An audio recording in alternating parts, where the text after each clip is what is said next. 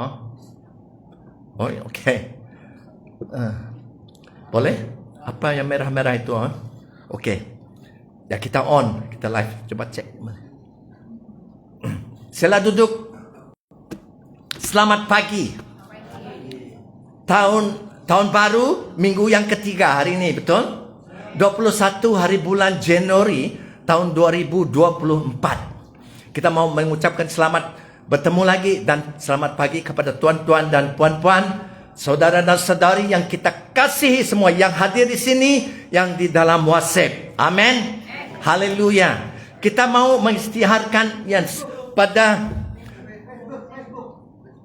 Facebook ya, dalam Facebook. Amin. Haleluya. Kadang-kadang saya silap, loudspeaker saya silap. Hati saya betul. Amin. Ya, oke. Kita mau mengisytiharkan firman yang ada di dalam hati kita pagi ini untuk kepada semua kita di sini dan mereka yang di dalam Facebook. Boleh kita berdiri? Amen. Kita istihar dengan suara yang nyaring ya. Oke, ikut saya. Amin. Haleluya. Dari Injil Yohanes pasal 1 ayat 1 sehingga 4 ya. Pada mulanya adalah firman. Firman itu bersama-sama dengan Allah. Dan firman itu adalah Allah. Ya, pada mulanya bersama-sama dengan Allah. Segala sesuatu dijadikan oleh Dia. Tanpa Dia tidak ada sesuatu pun yang telah jadi. Dari segala yang telah dijadikan, di dalam Dia ada hidup. Dan hidup itu adalah terang manusia. Siapa namanya? Yesus Kristus. Amen. Haleluya. Haleluya. Amen. Haleluya. Sila duduk. Yes. Haleluya. Amen. Luar biasa. So, saya Pastor Miller Likup. Hari ini saya mau terus sambungkan khotbah saya minggu lalu. Minggu lalu adalah 14 hari bulan Januari tahun 2024 ya. Boleh rujuk kepada tajuknya adalah bijaklah. Itu sesi 1. Dan hari ini saya mau teruskan dengan sesi yang kedua. Tajuknya adalah bijaklah dari minggu lalu tajuknya. Oke. Boleh tulis saja. Rujukannya dari Alkitab Perjanjian Baru, Efesus pasal 5 ayat 15 sampai 21. Tuliskan saja ya. Saya akan membacanya sebentar nanti. Jadi kitab minggu yang ketiga ini sekali lagi kita diingatkan oleh Tuhan Yesus yang memiliki kamu dan saya, gerejanya. Seringkali Yesus mengingatkan murid-muridnya tentang kebenarannya yang telah disampaikan Dia semasa Dia di bumi ini. Sebelum Dia menderita dan mati, dan juga setelah Dia menderita dan mati. Dia seringkali mengingatkan. Lebih daripada itu, setelah Dia kembali ke surga dan mengirim Roh Kudus kepada gerejanya, mereka, murid-murid gerejanya, juga mengingatkan satu sama yang lain tentang kebenaran yang sama. Amin. Jadi, kita mau mengingatkan diri kita, jangan hanya mendengar firman, tetapi lakukan firman. Ada amin? Yesus mengatakan kepada muridnya, Matius pasal 7, ayat 24 sampai 25. Tuliskan ya.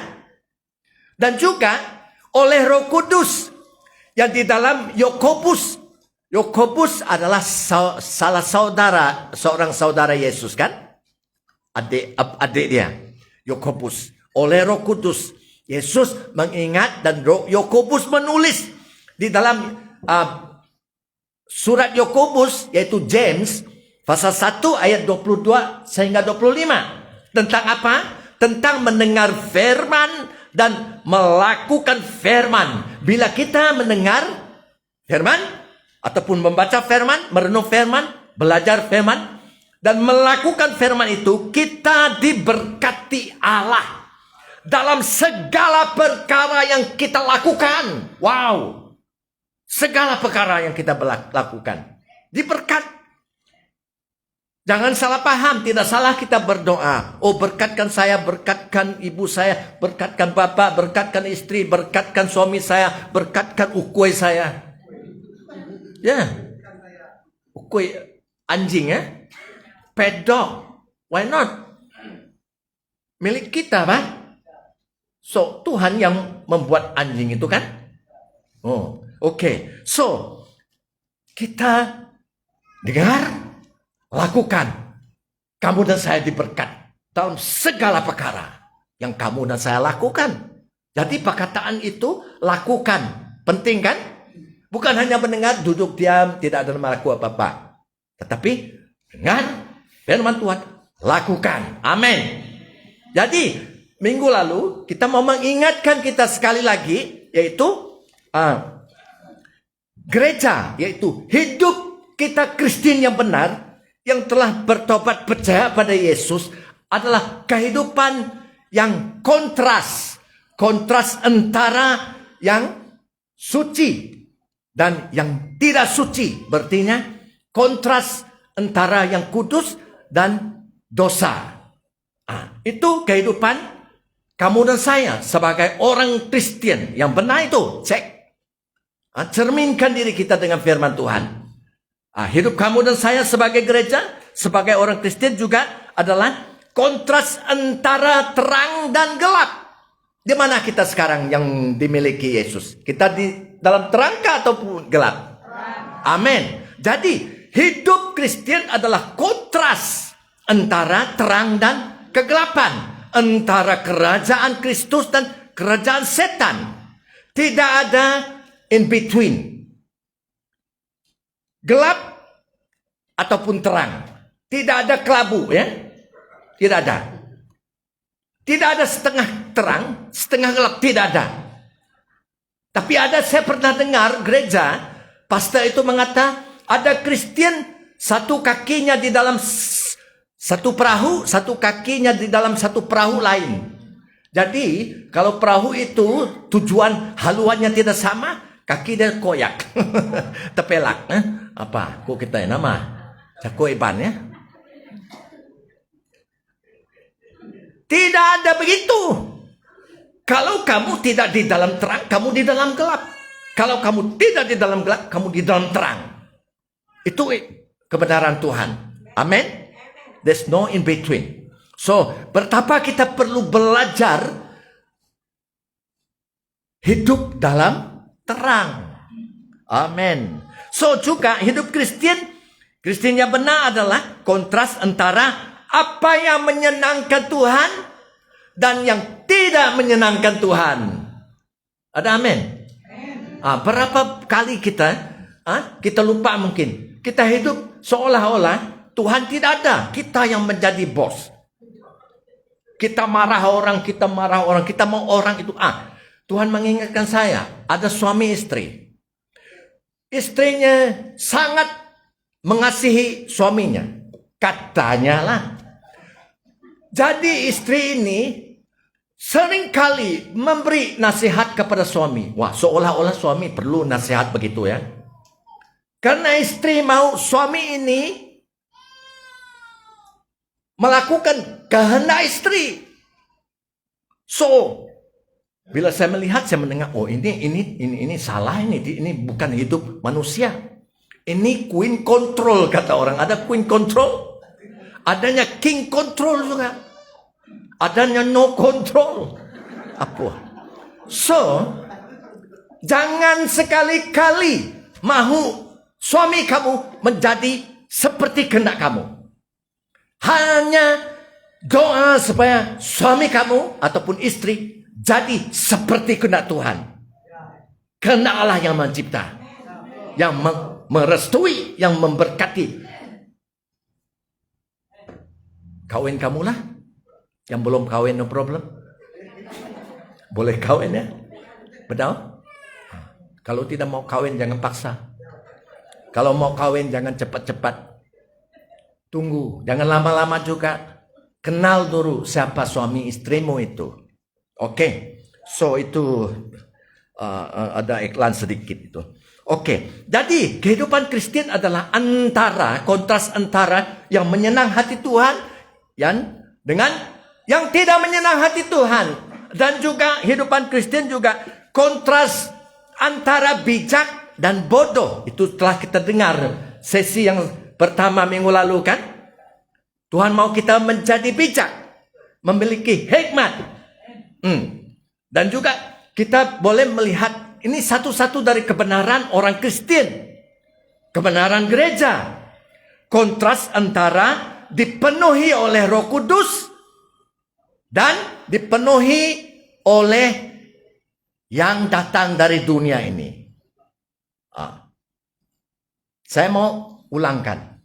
Kehidupan Kristen adalah kontras antara dipenuhi oleh Roh Kudus ataupun dipenuhi oleh yang dari dunia ini. Itu penting. Jadi, saya mau membaca Efesus. Kita mau melihat dari Efesus ya. Pasal 5 ayat 15 sampai 21 hari ini. Yes. Saya membaca Efesus Perjanjian Baru ya, pasal 5 ayat 15 sampai 21. Karena itu, perhatikanlah dengan seksama bagaimana kamu hidup. Janganlah seperti orang bebal. Ini bahasa Indonesia. Orang bebal di sini bahasa kita orang bodoh. Tetapi seperti orang arif, orang bijak. Nah, itu telah saya khotbah minggu lalu. Saya rujukkan kepada minggu lalu 14 hari bulan Januari tahun 2024 lah. Oke. Dan kita mau membaca seterusnya ayat berapa? Sekarang 16 ya. Oke. Dan pergunakanlah waktu ya yang ada. Pergunakanlah waktu yang ada. Selagi kita ada nafas, selagi kita ada hidup, waktu ada. Betul? Dalam bahasa originalnya, asal, pergunakanlah waktu yang ada ini berartinya, waktu kita masih hidup, gunakan untuk perbuatan baik. For good work. Bila kita sudah meninggal dunia, tidak ada peluang untuk kita menggunakan waktunya untuk perbuatan baik. Jadi, saya sedih bila saya melawat orang sakit di hospital. Saya melihat banyak orang sakit. Orang sakit dari merata umur. Ada yang bayi, ada yang muda-mudi, ada yang muda, ada yang tua, ada yang lebih tua lah. Kenapa saya sedih? Satu daripada sentuhan Roh Kudus di dalam hidup saya adalah orang itu tidak dapat menggunakan waktu lagi untuk perbuatan baik. Tetapi memang kehendak Tuhan kita melakukan perbuatan baik. Saya mau tanya, kamu dan saya selamat masuk surga karena perbuatan baik kan? Bagus. Tidak ada perbuatan baik yang dilakukan oleh manusia boleh membawa mereka ke surga. Tidak ada. Karena semua manusia berdosa. Apa yang perlu manusia yang berdosa itu diampunkan dosanya dulu. Jadi kalau dia masih berdosa, perbuatan baik apapun yang dia laku tidak akan baik di mata Tuhan. Kenapa? Dia orang berdosa, Pak. So itu sebab Yesus datang. Dan Yesus, firman mengata, Yesus memberi kita kebenaran Tuhan. Yaitu kebenaran dari Yesus. Manusia yang berdosa tidak ada kebenaran. There's no righteousness for sinners. So Yesus datang untuk meringkaskannya. Dia memberi kebenaran dia. His righteousness to you and I. Who were sinners. Yang berdosa. Jadi di atas salib itu, Tuhan menggantikan dosamu dan saya dengan kekudusannya, kebenarannya. Itu sebab kita perlu bertobat dan akui kita orang yang berdosa. Dalam hati kita percaya, akui dengan mulut, minta ampun, dan Dia mengampun. Karena itulah Dia datang. Dan kita dibenarkan. Sudah kita dibenarkan, nama kita di surga. Kita belum mati, tetapi sudah masuk surga. Firman Tuhan mengatakan kita duduk di dalam Yesus di surga. Baru kita melakukan perbuatan baik. Amen. Wah, hebat murid-murid di sini. Puji Tuhan. Boleh berkhotbah minggu depan ya. Siapa angkat tangan? Oke, puji Tuhan. So, yes. Jadi pergunakan waktu yang ada untuk perbuatan baik. Ini konteksnya. Karena apa? Karena hari-hari ini adalah jahat. Wah. So, Tuhan mau gerejanya. Tuhan mau kamu dan saya dan dimiliki Kristus untuk melakukan perbuatan baik di dalam dunia yang jahat. Jadi lakukan perbuatan baik. Apa perbuatan baik? Bila kita memberitakan Injil, seperti yang saya lakukan sekarang. Bila kamu bersaksi dan membawa orang kepada Tuhan. Bila kamu menolong orang yang susah. Mengasihi jiranmu. Semua manusia adalah jiran kita. Mengasihi mereka, menolong mereka yang seboleh-boleh kamu dan saya tolong. Bila kita datang, menyembah bersama. Bila kamu berdoa, bila kamu membaca firman Tuhan. Yes? Semua ini adalah perbuatan baik yang orang mau lihat dan untuk kebaikan kamu juga dan saya. Bila orang melihat kamu dan saya membuat perbuatan baik, mereka akan memuliakan Tuhan di surga. Itu kata Yesus, bukan kata saya. Luar biasa itu. Supaya nama Yesus dipermuliakan. Amin. Jadi anak leju, jangan diam-diam saja. Jangan tidak melakukan apa-apa. Pergunakan hari-hari yang ada. Amin. Sebab hari-hari itu boleh lenyap begitu saja. Ya, kita boleh. Firman Tuhan di dalam Kolose. Tulis dalam Kolose. Pasal 4 ayat 5. Firman yang sama. Pergunakanlah waktu yang ada. Sebelum itu firman ini mengata, hiduplah dengan penuh hikmat terhadap orang luar, orang-orang luar. Kenapa? Orang luar mau melihat kamu dan saya melakukan perbuatan baik, gereja. The church need to act, not only to speak. Kristen bukan hanya memberita dengan mulut saja, harus melakukan perbuatan baik. Harus memberitakan Injil dengan kehidupan mereka. With your life. Yes. Orang di luar sana bukan hanya mau mendengar Kristen. Memberitakan Injil ini itu. Mereka mau melihat Kristen dalam kehidupan kita. Menyinarkan Injil. Dalam kehidupan kita. Jiran kamu. Melihat kamu. Kamu adalah surat Tuhan. Yang bergerak. Yang diam di sebelah jiran. Jiran saya dua-dua. Mereka, mula-mula ada jiran tidak mau melihat saya, tidak mau menegur saya dulu. Padahal jiran. Jadi apa yang kamu laku? Kita dulu menegur mereka. Hello, good morning lady, how are you? My name is so and so. Yes. Perkenalkan diri. Kecuali dia don't talk to me. Apa boleh buat? Oke.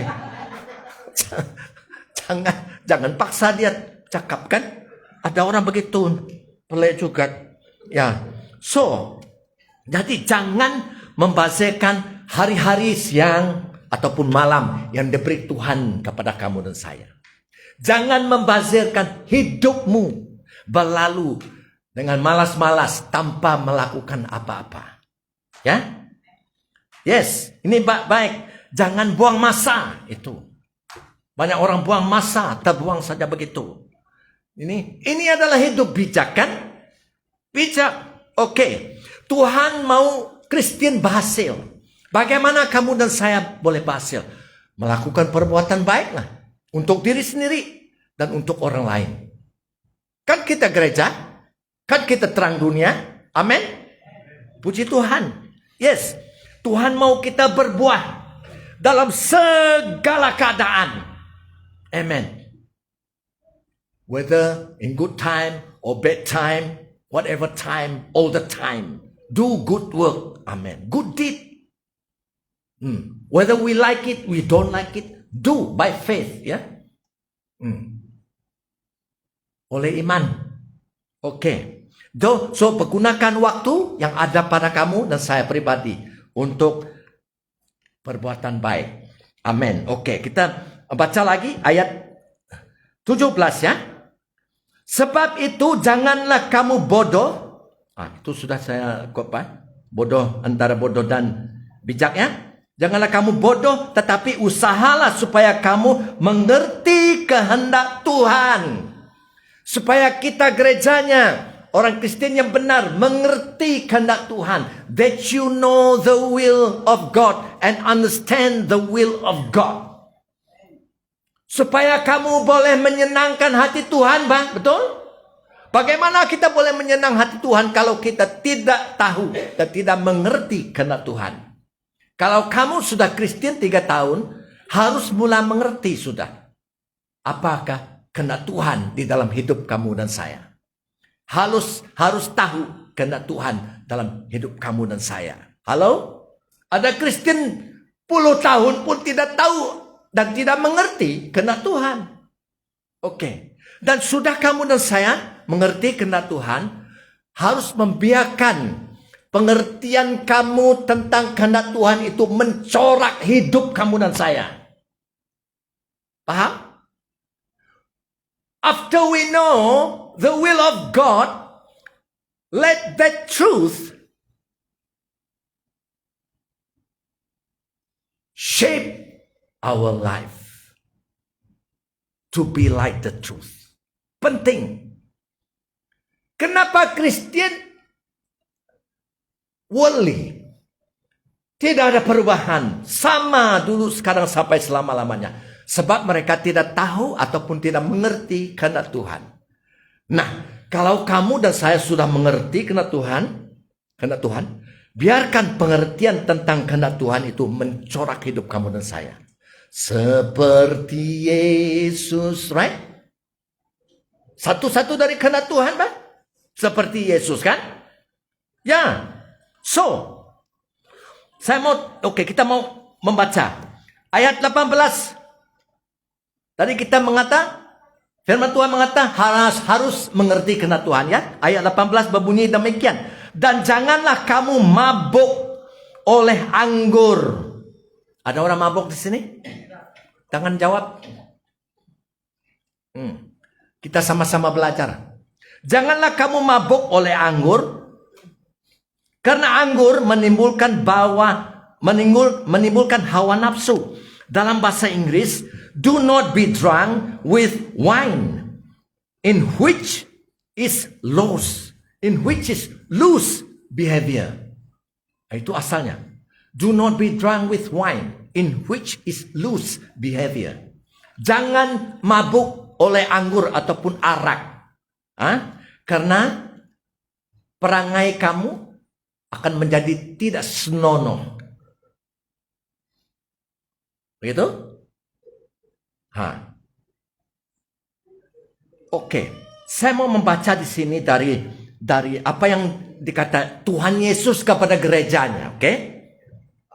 Adalah baik kita membacanya. Dalam Lukas pasal 21 ayat 34. Tulis. Saya mau membaca dari bahasa Malaysia. Lukas 21:34. Ini kata Yesus kepada kita gerejanya, murid-muridnya, Kristen yang benar ya. Oke. Lukas 21 ayat 34. Berjaga-jagalah. Keep watch. Be sober. Berjaga-jagalah. Janganlah kamu asyik berpesta. Dalam bahasa Indonesia, janganlah kamu asyik berpesta pora. Apa yang kita lakukan di dalam pesta pora itu? Banyak. Kita di sini, Kristen pun, orang gereja pun, hari jemaat karena hari Sabtu tidak kerja, mereka happy hours. Mereka party, pesta pora hari Sabtu, sehingga mereka hari Minggu tidak dapat datang ke gereja karena pesta pora. Oke? Janganlah kamu asyik berpesta dan minum minuman keras. Dalam bahasa yang lain, jangan mabuk. Tapi ada Kristen mabuk-mabuk, sehingga jarang ramai tidak datang ke gereja karena mereka mabuk. Oke, saya mau terus baca. Atau jangan khawatir akan hidup kamu. Jangan mementingkan kepentingan dunia ini. Fokus kepada dunia ini, sehingga kamu tidak mempergunakan waktu yang ada untuk perbuatan baik untuk Tuhan. Oke, saya baca lagi sekali ya. Berjaga-jagalah, janganlah kamu asyik berpesta dan minum minuman keras atau khawatir akan kehidupan kamu, sehingga kamu tidak bersedia apabila hari itu datang dengan tiba-tiba. Sehingga kamu tidak bersedia apabila hari itu datang dengan tiba-tiba. Hari apa itu? Pengangkatan, saudara. The rapture. Gereja harus love his appearing. Gereja Kristen yang benar harus merindukan penyataan Yesus, yaitu bila dia datang dari surga membawa kita gerejanya dalam pengangkatan itu kepada dirinya. Kita tidak akan dipisah kekal selama-lamanya. Di mana dia ada, disitulah dia ada. Di sana dia ada, disitulah kita ada. Berada bersama dia. Oke? So, kita melihat di sini. Firman Tuhan mengata tadi, ayat-ayat 16, ayat berapa belas tadi? Oke, di sini ya. Janganlah, ayat 17 mengata, supaya kamu mengerti kehendak Tuhan. Ayat 18, dan janganlah kamu mabuk oleh anggur. Adakah itu kehendak Tuhan? Tetapi ayat 17 mengata supaya kamu mengerti kehendak Tuhan. Dan kemudian ayat 17 kan, supaya kamu mengerti kehendak Tuhan. Kemudian ayat 18 mengata jangan kamu mabuk-mabuk. Jadi kamu tahu di mana satu yang kehendak Tuhan. Ataupun kita terus majukan ayat 18b. Tetapi hendaklah kamu penuh dengan roh. Mana satu kehendak Tuhan? Mabuk-mabuk ataupun penuh kena roh? Mana satu datang dari surga? Kehendak dipenuh oleh Roh Kudus ataupun mabuk-mabuk? Itu datang dari dunia. So, ayat 17 mengatakan, mengertilah kehendak Tuhan. Jadi sekarang kita mengerti karena kita telah membaca ayat 18. Apakah kehendak Tuhan bagi kamu dan saya? Satu-satu dari kehendak Tuhan. Apa itu? Perlu Roh Kudus untuk menyatakan kebenaran ini. I want to ask again. Dalam ayat 17, firman Tuhan mengatakan harus mengerti, harus tahu kehendak Tuhan. Dan ayat 18, jawabannya, apakah kehendak Tuhan di sana? Amen. Satu-satu kebenaran, satu-satu kehendak Tuhan yang ini terpenting sekali kehendak Tuhan.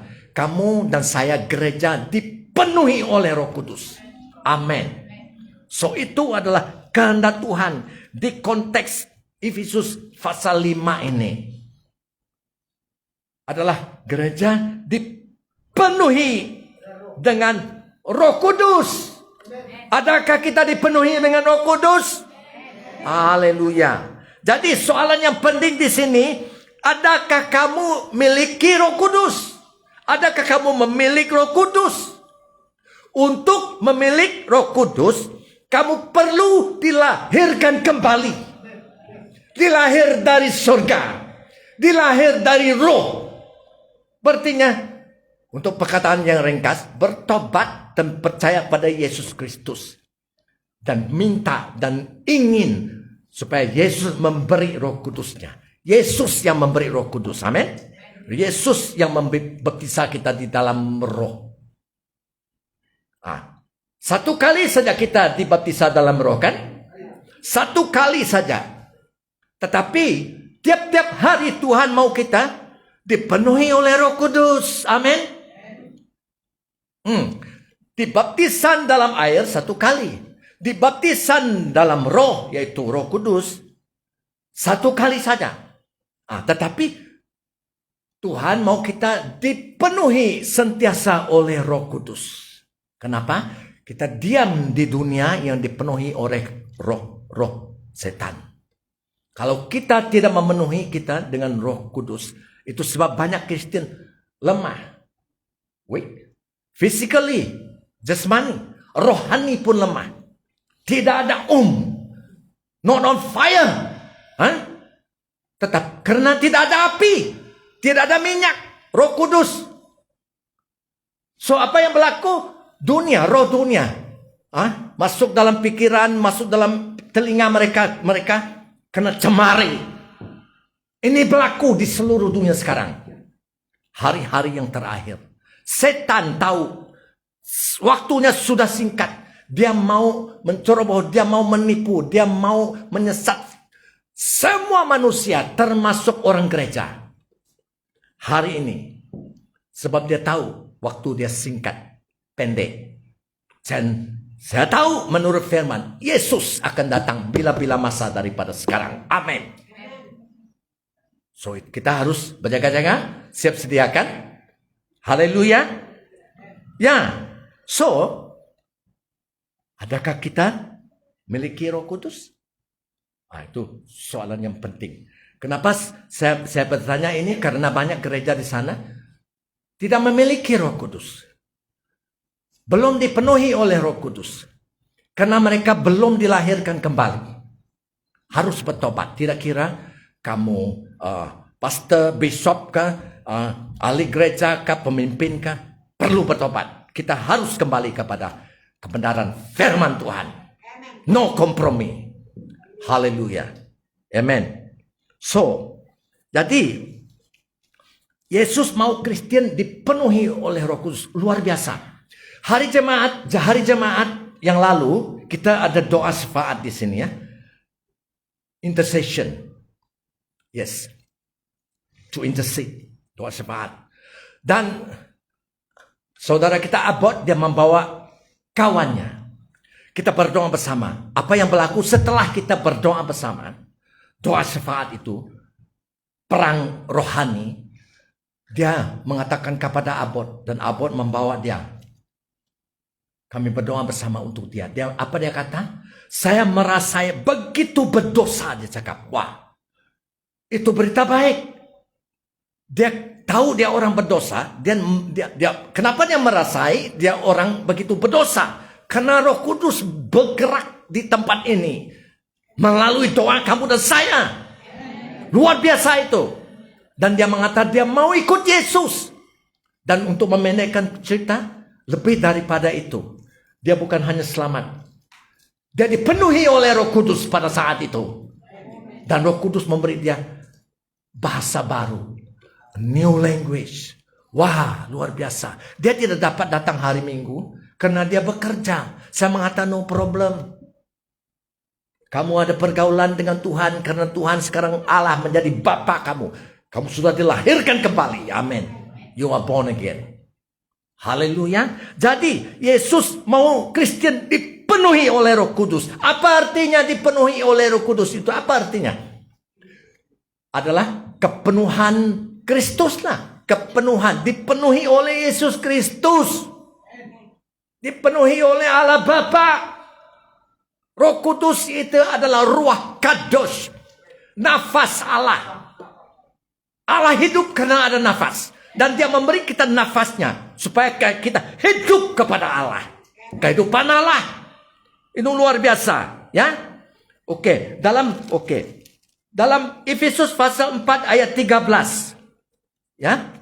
Ayat 13 di sini mengatakan kita harus dipenuhi dengan kehidupan Kristus sepenuhnya. Oke, saya baca ya.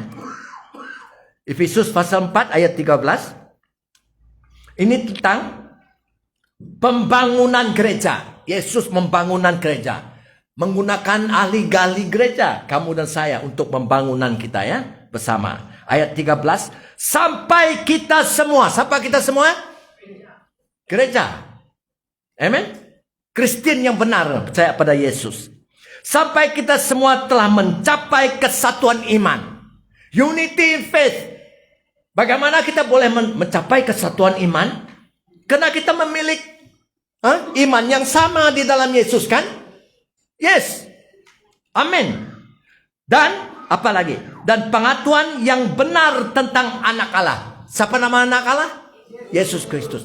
Pengetahuan yang benar tentang Yesus Kristus. Semua gereja harus tahu pengetahuan yang benar tentang Yesus Kristus. Bagaimana kita boleh? Kita memiliki Alkitab yang sama. Kebenaran yang sama. Itu sebab kita boleh ada rukun bersama ya. Dan apa lagi? Kedewasaan penuh.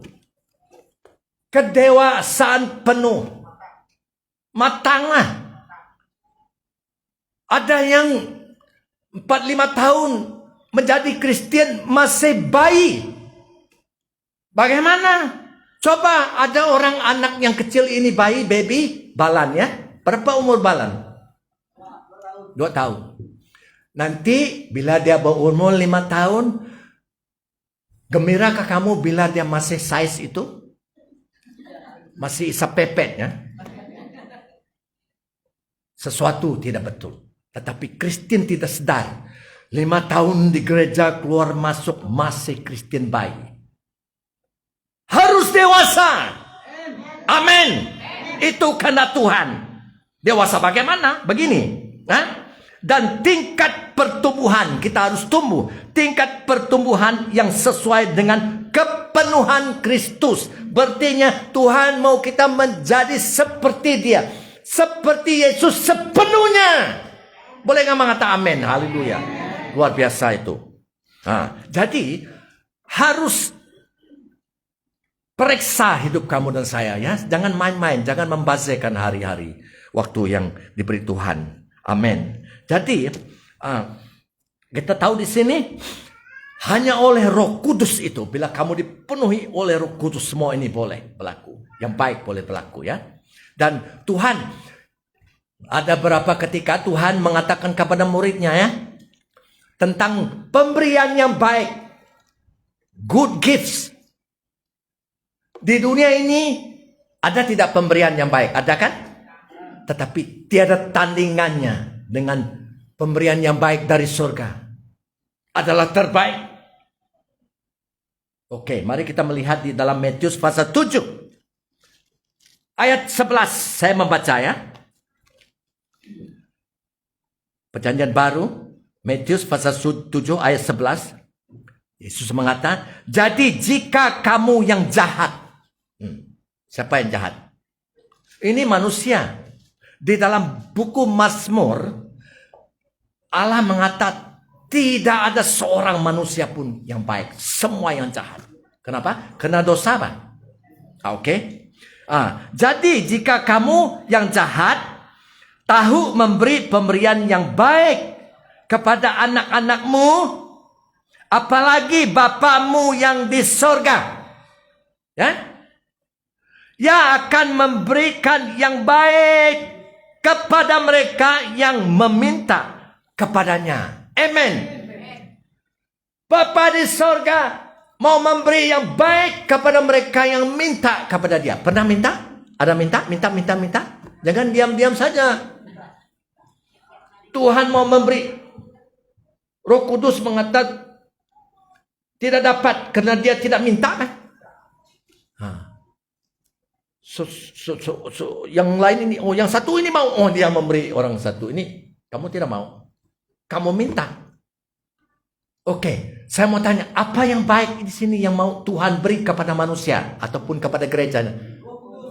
Amen. Wah, murid-murid di sini luar biasa. 100% berkahnya. Oke. Di mana jawabannya? Bukan di dalam Matius, tetapi bila kita, itu sebab kita harus membaca banyak firman. Karena ada jawabannya di tempat lain, bah. Lukas pasal 11 ya. Lukas pasal 11 ayat 13. Oke. Saya mau membaca daripada ayat 9 dan kepada 13. Ini Yesus mengatakan kepada muridnya, kepada Kristen ya, kepada kamu dan saya. Ingat. Oleh karena itu, kata Yesus, aku berkata kepadamu. Kepada siapa? Saya lah. Ya. Mintalah, maka akan diberikan kepadamu. Dalam firman asal bahasa Yunani, bukan hanya satu kali minta. Ya adalah mintalah. Maka akan diberikan kepadamu. Nah, itu dia. So jangan satu kali minta sampai kamu menerimanya. Amin. Carilah. Maka kamu akan mendapat. Bukan kari ya. Cari. Ketuklah, maka pintu akan dibuka bagimu. Bagi siapa? Kita Kristen. So kalau kamu tidak ada, kamu tidak minta, tidak terus cari, tidak terus ketuk. So from now on, tahun baru ini, kamu melihat, kalau kamu ikut, bukan hanya dengar, turuti, lakukan firman Tuhan, kamu dan saya bijak, hebat.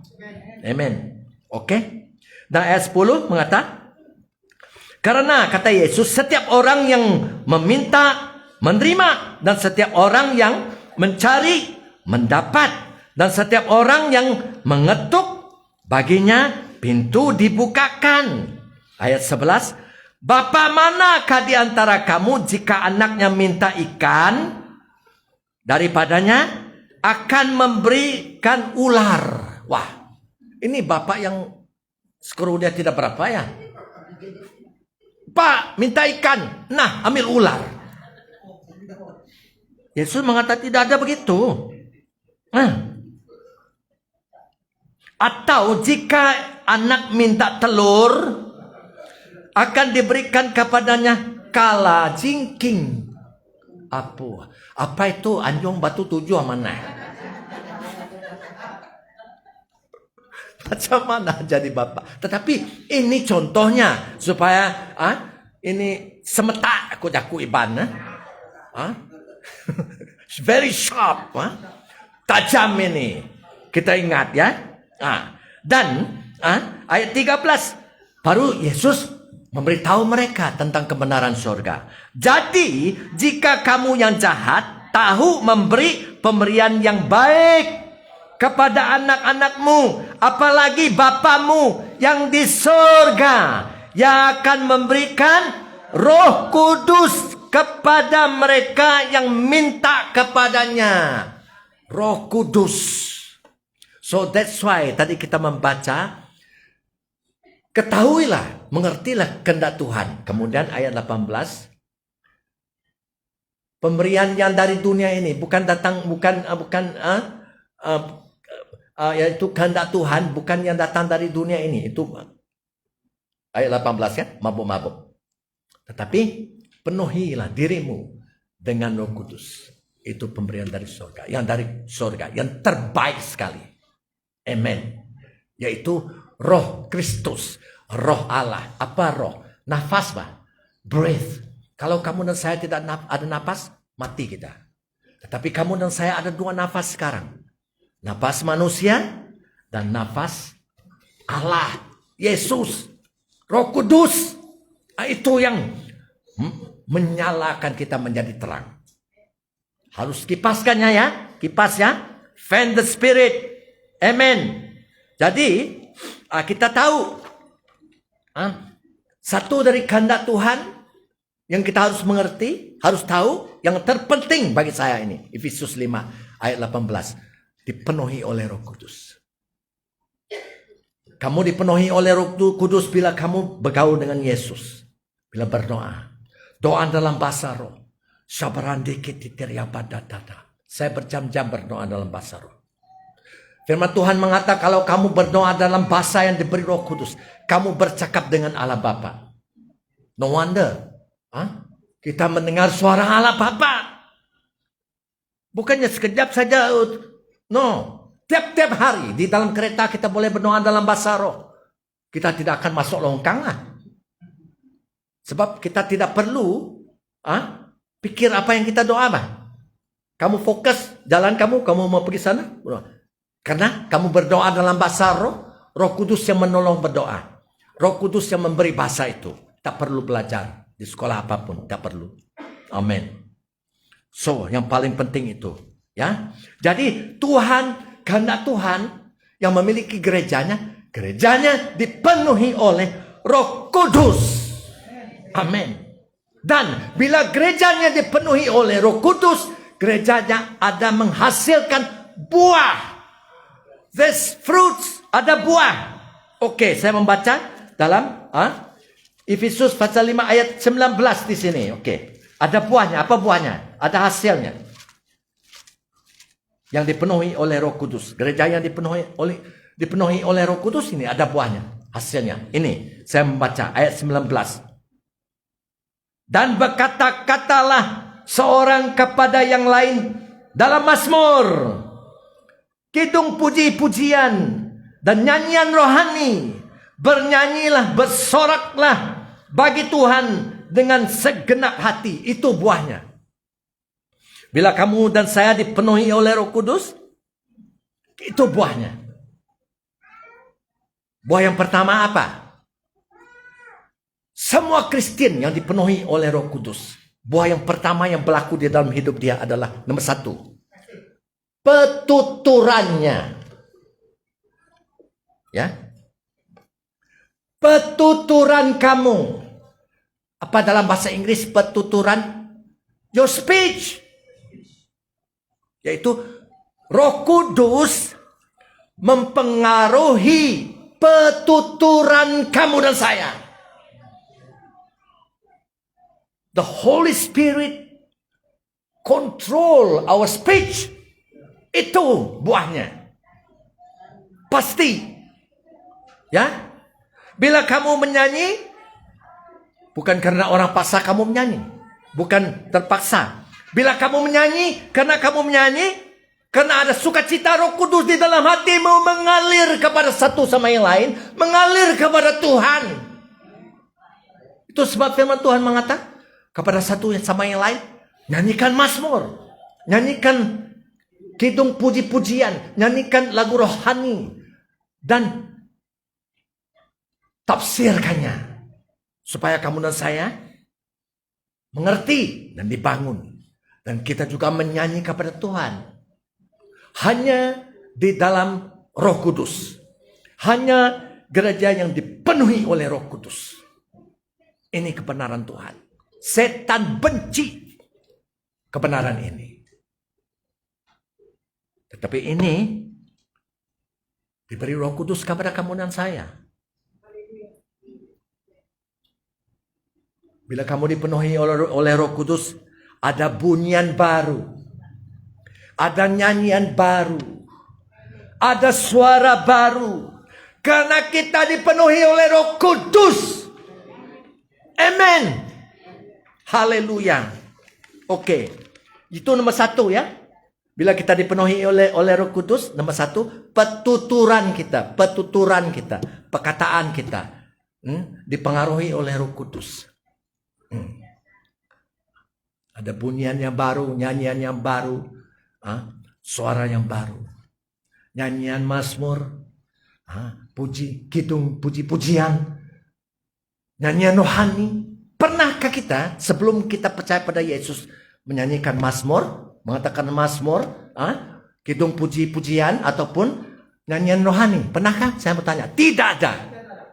Hanya bila kamu dan saya percaya pada Yesus, dipenuhi oleh Roh Kudus yang ajaib dari surga, sudah memenuhi gerejanya. Luar biasa. Haleluya. Jadi yang nomor 2, bila kita dipenuhi oleh Roh Kudus adalah hidup kamu dan saya akan sentiasa berterima kasih. Hidup yang sentiasa bersyukur.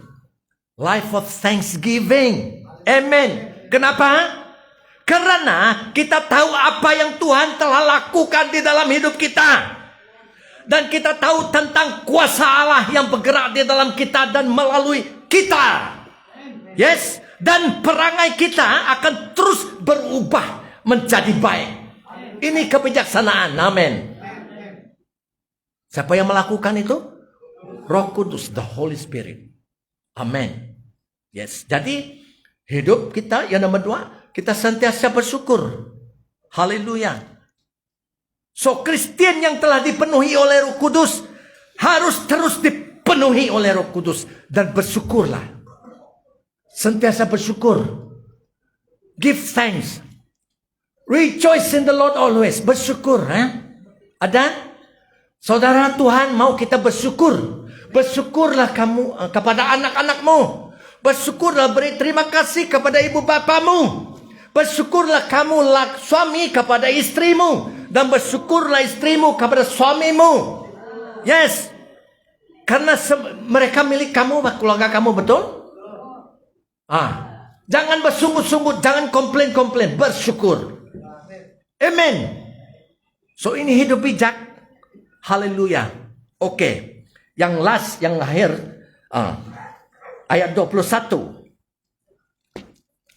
Bersyukur itu adalah ayat 20 tadi ya. 20 ucapkan syukur sentiasa dan atas segala sesuatu dalam nama Tuhan kita Yesus Kristus kepada Allah dan Bapa kita. Ayat 21. Dan rendahkan dirimu seorang kepada yang lain di dalam takut akan Tuhan ataupun akan Kristus. Dalam bahasa Inggris, submitting to one another in the fear of the Lord. Submitting to one another in the fear of the Lord.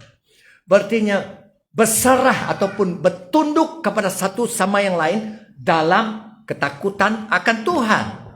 Dalam ketakutan akan Tuhan. What does it mean? Ketakutan akan Tuhan sudah saya khotbah minggu lalu. Itu adalah bahasa perjanjian lama. Berartinya you have reverential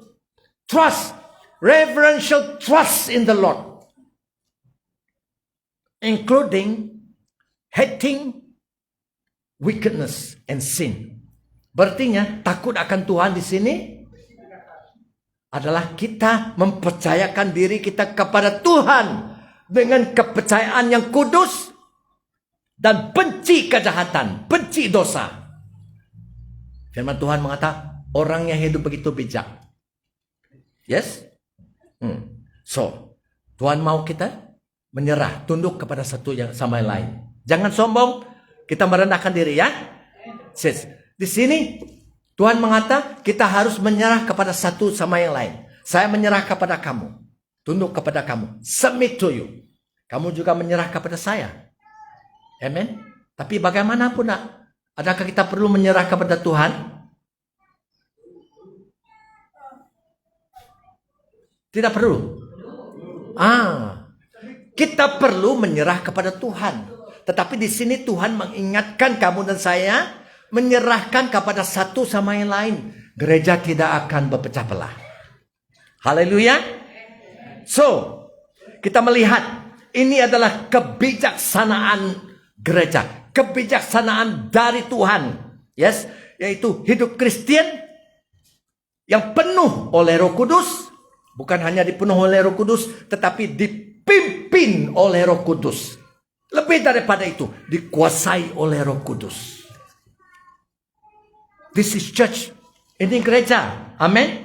So saya mau menghabiskan beberapa untuk bertanya, untuk menyoal dalam beberapa soalan.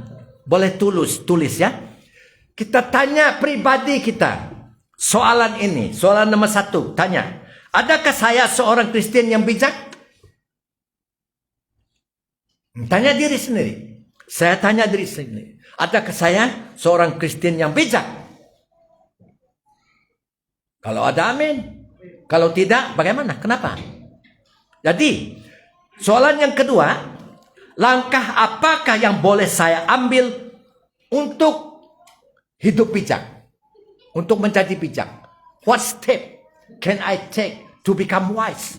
Langkah apakah harus saya ambil untuk menjadi bijak? Boleh rujuk kepada khotbah saya minggu lalu tuh. Yes. Ada jawaban semua di sana. Soalannya nomor 3. Adakah saya menggunakan sepenuhnya waktu dan peluang yang diberi Tuhan kepada saya? Setiap hari siang kah, hari malam? Adakah kamu dan saya menggunakan sepenuhnya waktu dan peluang yang diberi Tuhan kepada kamu dan saya? Ataupun kita membazirkan masa kita, wasting times. Ini penting. Yes. Nomor 4. Tahukah saya kehendak Tuhan? Do I know the will of God? Atau adakah saya melakukan kehendak Tuhan? Do I act upon the will of God? Penting untuk menjadi hikmat, bijak ya.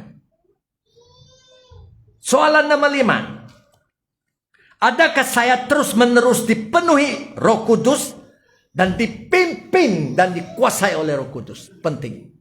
Adakah kamu dan saya dipenuhi oleh Roh Kudus dan dipimpin dan dikuasai oleh Roh Kudus? Supaya kamu makin menjadi seperti Yesus. Kamu dan saya, amin. Nomor 7. Adakah hidup saya penuh dengan syukur? Filled with thanksgiving. Adakah hidup kita penuh dengan syukur? Ataupun mut-mut, bersungut-sungut?